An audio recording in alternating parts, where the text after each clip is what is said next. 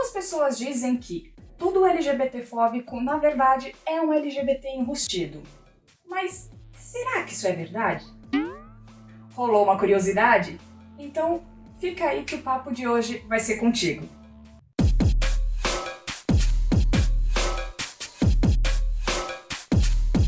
E aí, pessoal, como vocês estão? Para quem não me conhece, meu nome é Cat Haifish, eu sou instrutora de danças sensuais, psicoterapeuta e consultora em saúde e educação sexual.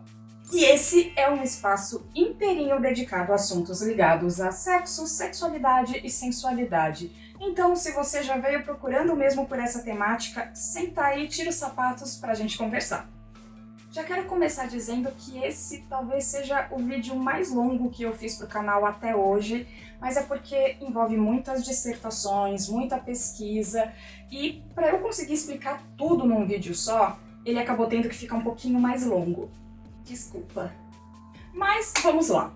Como vocês já devem saber, o mundo é um lugar deveras perigoso, ainda mais quando a gente faz parte de alguma minoria social.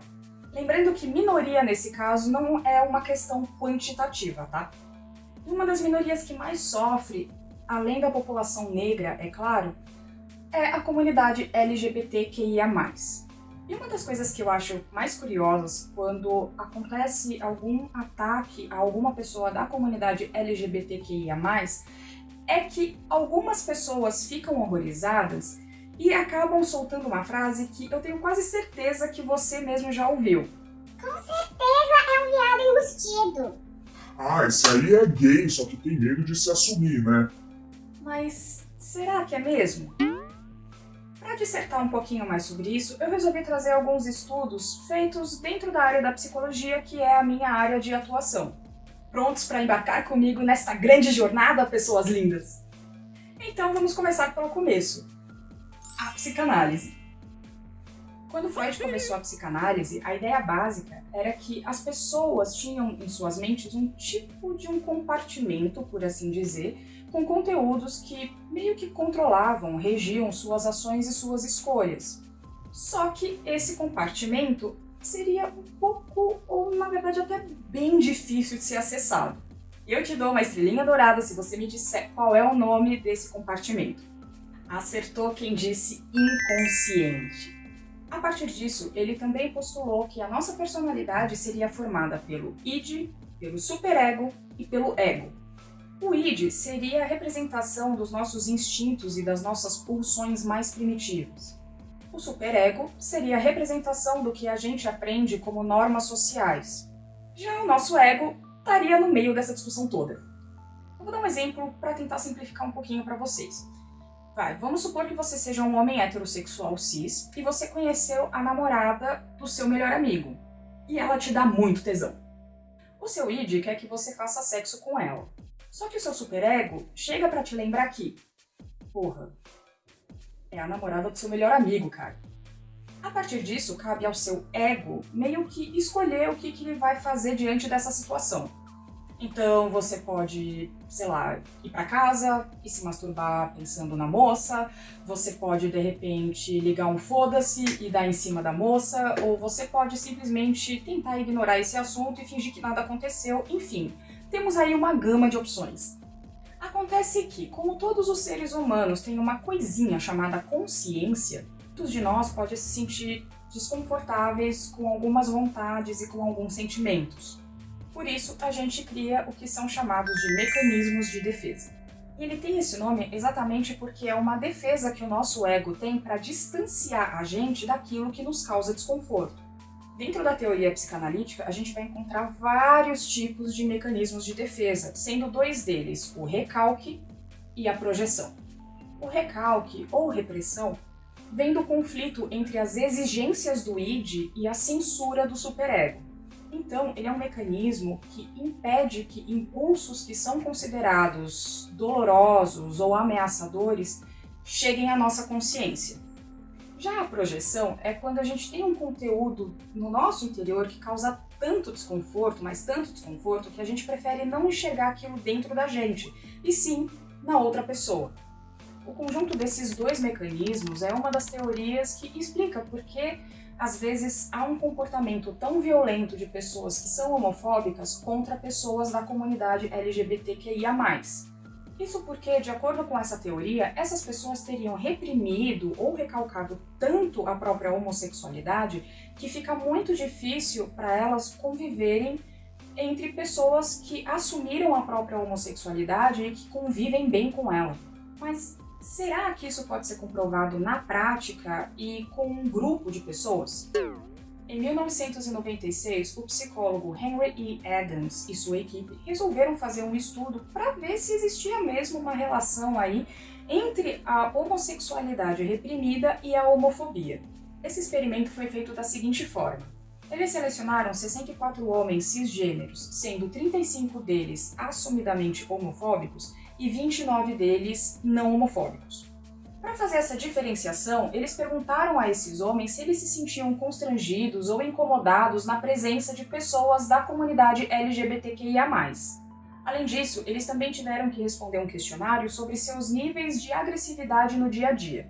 Depois desses questionários, um sensor que media o aumento da circunferência peniana foi colocado ao redor de seus pênis. Aí, todos eles tiveram que assistir 3 vídeos eróticos, um mostrando cenas de sexo entre um homem e uma mulher, o outro mostrando cenas de sexo entre 2 mulheres e o outro mostrando cenas de sexo entre 2 homens. A ideia era medir a circunferência peniana desses homens enquanto eles assistiam a esses vídeos. Em outras palavras, esse aparelho ia medir a ereção desses homens enquanto eles assistiam a essas cenas. E na boa, o resultado foi bem interessante. 54% dos participantes assumidamente homofóbicos tiveram sim uma ereção considerável durante cenas mostrando sexo entre 2 homens.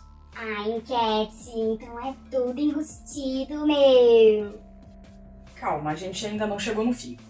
Como todo bom experimento científico, a gente também tem que analisar as variáveis desse estudo. Primeiro, não foram todos os homens homofóbicos que tiveram uma ereção realmente considerável.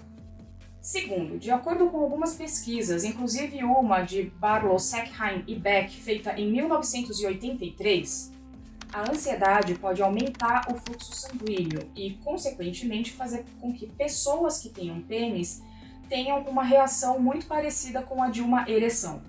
Ou seja, talvez eles nem estivessem sexualmente excitados, só muito desconfortáveis e até mesmo com raiva por estarem vendo 2 homens fazendo sexo. Ou seja, essa pesquisa não conseguiu levantar dados suficientes para comprovar que pessoas LGBT-fóbicas, na verdade, são pessoas da comunidade LGBT, mas que estão com medo de se assumir. Outra coisa que também não foi comprovada e que a gente ouve muito por aí é que pessoas homofóbicas são naturalmente mais agressivas, tendo em vista que no questionário que eles tiveram que responder sobre os níveis de agressividade no dia a dia, essas pessoas tiveram uma pontuação muito parecida com os dos homens não homofóbicos. O que também acaba sendo um outro dado a ser questionado, tendo em vista que os cientistas se apegaram apenas aos depoimentos e à palavra desses homens que participavam da pesquisa. Outra pesquisa mais atual, feita em 2016 por Boris Cheval e sua equipe na Universidade de Genebra, contou com a participação de 38 homens cisgêneros. Dessa vez, a pesquisa envolvia a apresentação de fotos de casais heterossexuais e de casais homossexuais. Os participantes da pesquisa tinham que dizer se cada foto que era mostrada para eles era agradável ou não de se ver. O que eles perceberam foi que homens homofóbicos demoravam um pouco mais de tempo observando as imagens que envolviam casais homossexuais antes de formarem uma opinião. Mas isso não quer dizer nada, tendo em vista que esses mesmos homens responderam mais rapidamente às imagens de casais heterossexuais do que os homens não homofóbicos. Ou seja, esse estudo também foi inconclusivo. A gente não conseguiu, ou pelo menos ainda não conseguiu comprovar que existe sim uma relação entre a homofobia e uma homossexualidade latente, pelo menos não a um nível cientificamente comprovado e a um nível social mesmo. Ou também pode significar que esses experimentos não foram conduzidos da forma correta. Mas uma coisa é certa. Também não é muito saudável a gente se apegar só a essa teoria e dizer por aí que todo homofóbico é uma pessoa que não está se dando muito bem com a própria homossexualidade. Isso porque a gente sempre tem que se lembrar que o ser humano é um ser biopsicossocial. Ou seja, a gente é regido pela nossa biologia, pelo nosso meio e pela nossa psique, não só por uma coisa ou só por outra. E dizer que uma pessoa é LGBT-fóbica simplesmente porque ela não consegue se aceitar como LGBT, meio que ignora as vivências sociais dessa pessoa. E o que eu quero dizer com isso? Se você viu um vídeo que eu falo sobre como a psicologia enxerga a comunidade LGBTQIA+, se você ainda não assistiu, clica aqui em algum lugar, no card, que vale super a pena ver. Você vai ver que faz muito pouco tempo que o comportamento homossexual não é mais visto como uma doença ou como um transtorno dentro da comunidade científica.